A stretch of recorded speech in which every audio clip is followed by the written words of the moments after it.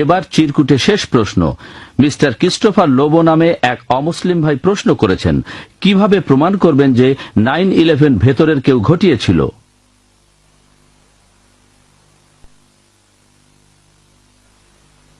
ভাই লোবো প্রশ্ন করলেন, কিভাবে আমি প্রমাণ করব 9/11 ভেতর থেকে ঘটানো হয়েছে। আমি এখানে কিছু প্রমাণের কথা বলতে পারি, প্রমাণ করেছেন অন্য কিছু লোকজন। এই মাত্র কয়েকদিন আগে নিউজ পেপারে একটা খবর বের হয়েছিল যে আমেরিকার 75 জন প্রফেসর তারা বলেছেন তারা মনে করেন 9/11 ভেতর থেকে ঘটানো হয়েছে। এই খবরে আরো বলা হয়েছিল, এটা এসেছিল টাইমস অফ ইন্ডিয়ায় সম্ভবত সেপ্টেম্বরের 7 তারিখে, বলা হয়েছে 75 জন প্রফেসর এবং বিজ্ঞানী যারা আমেরিকার বিভিন্ন ইউনিভার্সিটিতে শিক্ষকতা করেন তারা মনে করেন 9/11 ভেতর থেকে ঘটানো হয়েছে। তারা বলেছেন যে হোয়াইট হাউসের কিছু পলিটিশিয়ান তারাই প্ল্যান করে এই টুইন টাওয়ারটা ধ্বংস করেছে। তারা আরো বলেছেন এখানে প্রধান কারণ হলো যাতে করে তারা তেল সমৃদ্ধ দেশগুলোকে আক্রমণ করে সেখানকার তেল নিয়ন্ত্রণ করতে পারে। ওপেন সিক্রেট, আগে বলেছি। এদের মধ্যে একজন প্রফেসরের নাম টি জোন্স, তিনি বলেছেন যে আমরা এটা মানি না যে 19 জন হাইজ্যাকার আর আফগানিস্তানের গুহায় বসা কিছু মানুষ এরকম পেশাদারি একটা কাজ করতে পারে। তারা এটা করতেই পারে না, আমরা এটা বিশ্বাস করি না। ঈশ্বরের কসম, আমরা পেছনে সত্যটা বের করব আর সেটা প্রকাশ করব। আমরা সরকারের দিয়ে থিওরিতে বিশ্বাস করি না, তারা সরকারের থিওরিতে বিশ্বাস করে না। আর তিনি এরপর আরো বলেছেন যে প্রফেসর এবং বিজ্ঞানী হিসেবে আমরা জানি টুইন টাওয়ারে যে স্টিল বিমগুলো ব্যবহার করা হয়েছিল সেগুলো প্লেনের জ্বালানির উত্তাপে কখনোই এভাবে গলে যেতে পারে না। সেখানে অবশ্যই নিচে থেকে বোমা ফাটানো হয়েছে, সেজন্য এভাবে ধসে পড়েছে বিল্ডিং, না হলে ধসে পড়তো না। এটার উপরে অনেক ভিডিও আর অনেক বই লেখা হয়েছে। আমি এর মধ্যে বেশ কয়েকটা ভিডিও দেখেছি। আমি প্রফেসর স্টিভ জোন্সের বানানো ডকুমেন্টারি ফিল্মটাও দেখেছি। গতকালের পেপারে আমি আরেকটা খবর দেখলাম যে 3 দিন পরেই প্রফেসর স্টিভ জোন্সকে বেতন সহ ছুটি দেওয়া হলো। চিন্তা করেন, পেইড লিভ। অনেক ভিডিও আছে, আপনারা হয়তো দেখেছেন। এরকম আরো ভিডিও হলো লুজ চেঞ্জ 9/11। এই ফিল্মটা বানিয়েছেন 21 বছর বয়সী একজন আমেরিকান। এ নামে তিনি পরপর অনেকগুলো ডকুমেন্টারি বানিয়েছেন। এই 9/11 এর ডকুমেন্টারি বিভিন্ন জায়গা থেকে ভিডিও ক্লিপ সংগ্রহ করে CNN, ফক্স চ্যানেল, বিভিন্ন নিউজ ক্লিপ, তিনি বেশ কিছু ইন্টারভিউ নিয়েছেন, তারপর এই ডকুমেন্টারিটা বানিয়েছেন। সেখানে তিনি বলেছেন যারা ওই প্লেন দেখেছিল তারা বলেছিল প্লেনটা প্যাসেঞ্জার ক্যারিয়ারের মতো ছিল না, অনেকটা মিলিটারি প্লেনের মতো, কোনো জানালা ছিল না। তারপর ভিডিওতে দেখা যায় প্লেনটা যখন বিল্ডিং এর কাছে আসলো তখন একটা ডানায় আগুন ধরে যায়, সেটা সেই প্লেনের আগেই টুইন টাওয়ারকে আঘাত করে। এরপর তিনি আরো প্রমাণ দেখিয়েছেন। তিনি বলেছেন যে তিনি সেই কনস্ট্রাকশন কোম্পানির ম্যানেজমেন্টের ইন্টারভিউ নিয়েছেন যারা এই টুইন টাওয়ার বানিয়েছে। তারা বলেছে এটা অসম্ভব, টুইন টাওয়ার যেভাবে বানানো ঝড়ে কিছু হবে না, টর্নেডোতেও কিছু হবে না, প্লেনের ধাক্কায় বিল্ডিংটা কখনোই এভাবে ভেঙে পড়বে না।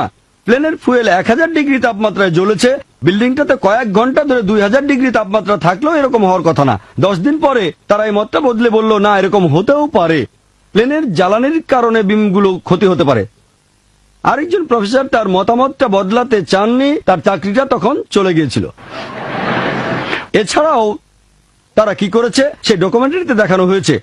টুইন টাওয়ার যখন ভেঙে পড়লো সেটা কিভাবে ভাঙলো, কনস্ট্রাকশন কোম্পানি যেভাবে কোনো বিল্ডিং ভাঙে। তিনি পরিসংখ্যান দিয়েছেন যে নিউ ইয়র্কের অনেক বড় বড় বিল্ডিং, 40 তলা বা 60 তলা বিল্ডিং, সেখানে ঘন্টার পর ঘন্টা আগুন জ্বলেছে, কিন্তু সেই বিল্ডিং গুলো ভাঙেনি। আমেরিকার ইতিহাসে টুইন টাওয়ারই প্রথম বিল্ডিং যেটা এইভাবে ভেঙে পড়েছে। তিনি আরো দেখিয়েছেন যখন কোনো বিল্ডিং ভেঙে ফেলা হয় তখন সেগুলো যেভাবে ভেঙে পড়ে টুইন টাওয়ারও সেভাবে ভেঙে পড়েছে, প্ল্যান করে বোমা ফাটানো হয়েছে। আর যারা উদ্ধার কাজে ব্যস্ত ছিল যেমন ফায়ারম্যান, তাদের ইন্টারভিউ নেওয়া হলে তারা বলেছিল মনে হচ্ছিল উপর থেকে বোমার সুইচে চাপ দেওয়া হচ্ছিল আর বোমাগুলো ফাটছিল বুম বুম বুম। তাহলে টুইন টাওয়ার যেভাবে ভেঙে পড়েছে সেটা একটা প্রমাণ। এরপর তারা বলেছে সরকারের দেওয়া সবগুলো প্রমাণ তারা ভালো করে দেখেছে। বলা হয়েছে 19 জন হাইজ্যাকার ছিল, তাদের মধ্যে কয়েকজন প্লেন চালানোর প্রশিক্ষণ নিয়েছিল, ইউনিভার্সিটিতে গিয়ে কয়েকজন প্রফেসরের ইন্টারভিউ নিয়েছেন। আপনারা কি মনে করেন এই লোকগুলো কাজটা করেছে? অসম্ভব। প্লেনটা যেভাবে দিক পরিবর্তন করেছে। আমিও সিনিয়র কিছু পাইলটদের সঙ্গে কথা বলেছি যারা অনেক বছর ধরে বড় বড় বোয়িং আর এয়ারবাস চালাচ্ছেন। তারা বলেছেন এভাবে টার্ন করা খুবই কঠিন কাজ, মাত্র কয়েক ঘন্টা প্লেন চালালে এটা করা সম্ভব না। তারা বলেছেন এটা অবশ্যই একটা মিলিটারি প্লেন। এছাড়াও সরকারের তথ্য দিয়েছিল প্লেন থেকে ফোন করা হয়েছিল, ফোন করে তারা বলেছে যে প্লেনের প্যাসেঞ্জার আর প্লেনটা হাইজ্যাক করা হয়েছে। এরকম একটা ফোন করেছিল একজন ফ্লাইট অ্যাটেন্ডেন্ট। সে বলেছিল বিল্ডিং, পানি, পানি, পানি, মাই গড, মাই গড। সে 12 বছর ধরে প্লেনে চড়ে আসছে, নিউ ইয়র্কের বিল্ডিং কখনো দেখেনি। আরেকজন লোক ফোনে বলেছিল, মা, মার্ক বিংহাম বলছি, মা তুমি শুনতে পাচ্ছ, আমাদের হাইজ্যাক করা হয়েছে, তুমি কি বিশ্বাস করো? এখানে প্রশ্নটা হওয়া উচিত ছিল, যদি আমি আমার মাকে ফোন করতাম তাহলে আমি বলতাম জাকির বলছি, পুরো জাকির নায়ক বলতাম না। সে বলেছে মার্ক বিংহাম, মা আমি মার্ক বিংহাম। সে যদি মায়ের সাথেই কথা বলে তাহলে বলবে আমি মার্ক, পুরো নামটা বলবে না। এটাকেও একটা প্রমাণ বলতে পারেন। আপনার মায়ের কাছে কি পুরো নামটা বলবেন? এসব প্রমাণ আর ফোনের রেকর্ডগুলো এখনো আছে। তারপর জরিপ করে দেখা গেল 32,000 ফিট উপরে কি মোবাইল ফোন কাজ করতে পারে। সেই জরিপে জানা গেল 4,000 ফিট উপরে মোবাইলের যোগাযোগের সম্ভাবনা 0.4%, 8,000 ফিট উপরে গেলে সেটা 0.1%, আর 32,000 ফিট উপরে গেলে সেটা 0.006%, 0.006। কোন সম্ভাবনা নেই। সেই ডকুমেন্টারিতে বলা হয়েছে এখন আমেরিকা লাখ লাখ ডলার খরচ করছে এই উচ্চতায় যেন মোবাইল ফোন কাজ করতে পারে। 2001 সালেই তারা করেছে। এরকম আরো ডকুমেন্টারি আছে। একটাতে বলা হয়েছে সেখানে ব্ল্যাক বক্স থাকার কথা। প্রত্যেক প্লেনে 2টো ব্ল্যাক বক্স থাকে। এই ব্ল্যাক বক্স গুলো 3,000 ডিগ্রি তাপমাত্রায় কয়েক ঘন্টা ধরে পুড়লেও টিকে থাকবে, কিন্তু মাত্র 1-2 হাজার ডিগ্রি তাপমাত্রায় সবগুলো ব্ল্যাক বক্স ধ্বংস হয়ে গেল। এটা আসলে প্ল্যান করে করা। এই ঘটনার মাত্র কয়েক সপ্তাহ পরেই ওসামা বিন লাদেন উম্মা নামে একটা ম্যাগাজিনে সাক্ষাৎকার দিয়েছিল। সে বলেছিল, আমি মুসলিম, মিথ্যে কথা বলি না। আমার মত অনুযায়ী নিরীহ মহিলাদের হত্যা করা এটা নিষিদ্ধ, এটা ঠিক না। নিরীহ শিশুদের হত্যা করা অন্যায়, কোন নিরীহ মানুষকে হত্যা করা অন্যায়, ইসলাম এটা নিন্দা করে।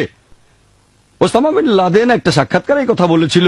কয়েকদিন আগে আল জাজিরা টিভিতে একটা ভিডিও ক্লিপ দেখানো হয়েছিল। ওসামা বিন লাদেন 9/11-এর জন্য ট্রেনিং নিচ্ছে। যেহেতু 75 জন প্রফেসর বলেছেন এটা ভেতরে কেউ করেছে, এখন তারা 5 বছর পরে ভিডিও ক্লিপটা প্রচার করছে। কেন? তাহলে আমরা বুঝতে পারছি এটা ভেতরে কেউ করেছে।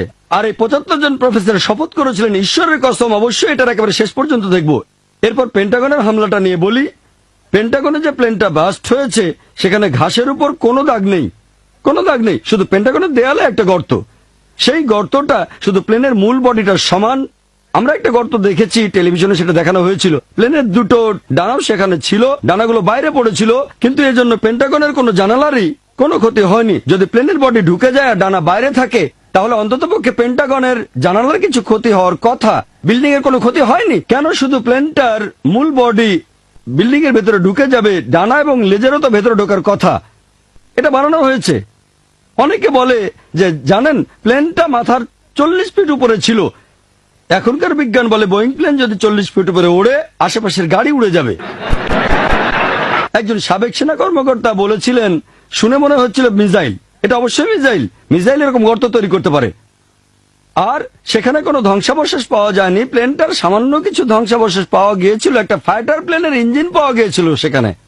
এমনকি প্লেনটার ক্ষেত্রেও শুধু একটা গর্ত পাওয়া গেছে। সময় কম, বিস্তারিত বলছি না। এই ব্যাপারে অনেক প্রমাণ দেওয়া যেতে পারে। একজন বোকা লোকও বুঝতে পারবে এটা ভেতরে কেউ করেছে। তবে জর্জ বুশকে কনভিন্স করতে পারেনি। তারা বলেছেন এমনটা করার কারণ যেন তারা আক্রমণ করতে পারে আফগানিস্তানে, এরপর ইরাকে, তারপর ইরানে।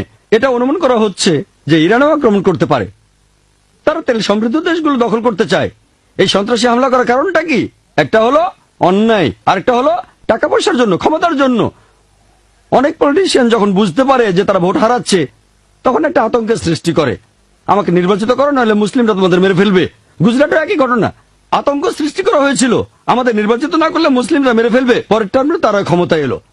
তাহলে আমরা বুঝতে পারছি এই কাজটা আসলে ভেতর থেকেই করা হয়েছিল। আর এটার উপরে আপনারা অনেক ভিডিও দেখতে পাবেন, 9/11, লুজ চেঞ্জ, ফারেনহাইট, অনেক। এগুলো যদি দেখেন এটা একেবারে স্পষ্ট, ওপেন সিক্রেট যে টুইন টাওয়ারের এই হামলা এটা আসলে করেছে জর্জ বুশ নিজেই।